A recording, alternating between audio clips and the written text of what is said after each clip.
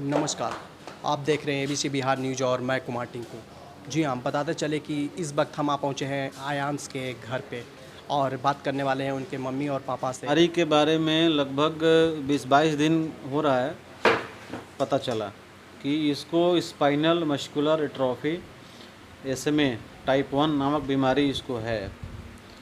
हम लोग का बेंगलोर से हम लोग इसका ब्लड सैंपल वगैरह जो होता है जेनेटिक टेस्ट का SMA का, वो हम लोग दे करके आ गए थे। डॉक्टर बोला कि 1 महीना लगेगा आपको इसका रिपोर्ट आने में। तो डॉक्टर बोले कि आप लोग बिहार के रहने वाले हैं तो चले जाइए, 1 महीना यहाँ बेंगलोर में रहकर आपका खर्चा ही होगा। ऑलरेडी आप जो हैं बहुत आपका खर्च हो चुका है। तो हम लोग आ गए पटना। तो उसके बाद हम लोग इंतज़ार कर रहे थे कि रिपोर्ट कब आती है। तो लगभग 1 महीना अप्रॉक्स लग गया था उसमें। रिपोर्ट जब आया हम लोग के पास तो हम लोग उसको रिपोर्ट को पढ़ें तो हम लोग को कुछ ज़्यादा समझ में नहीं आया। पटना के 1-2 डॉक्टर से हम लोग ऐसे ही भेज करके पता करवाएं कि क्या है रिपोर्ट में।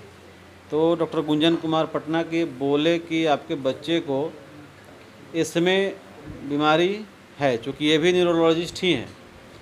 तो हम लोग सोचे कि बोले हैं, मगर हम लोग कन्फर्म तब हुए जब Bangalore NIMHANS national institute of mental health and neuro science के डॉक्टर ने कन्फर्म किया 2 दिन के बाद।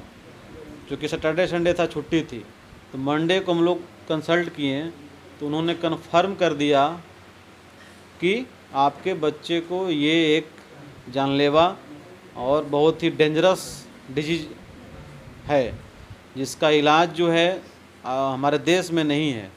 इसका इलाज जो है कोई कंपनी इसका किसी कंपनी के पास इसका इलाज नहीं है। सिर्फ एक नोवार्टिस कंपनी जो है अमेरिकन कंपनी है, वही इसका इंजेक्शन बनाती है। एकमात्र कंपनी दुनिया में इसका इंजेक्शन बनाती है और वही इंजेक्शन ही इसका एकमात्र इलाज है और कोई दूसरा कोई ऑप्शन कोई दवा नहीं है दुनिया में। जब आपको पता चला कि बिहार में भारत में इस बीमारी का कोई इलाज नहीं है, तो क्या प्रतिक्रिया थी आपकी? अब हम लोग को जब पता चला कि अब इसका कोई इंडिया में इलाज ही नहीं है तो हम लोग बहुत सोच में पड़ गए।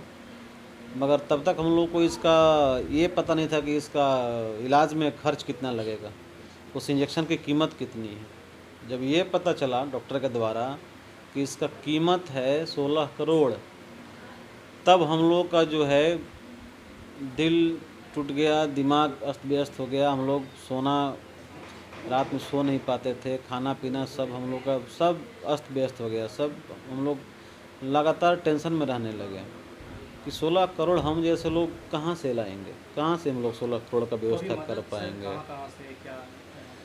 मदद हो रही है, आप जैसे लोग इसका की शुरुआत कैसे हुई? आज ये जो मुहिम है, ये जो ट्रैफिक में आगे बढ़ रही है, इसकी शुरुआत कैसे हुई? आपने ये कहाँ से क्राउड फंडिंग की हाँ। हम लोग के पास ये कंसेप्ट नहीं था।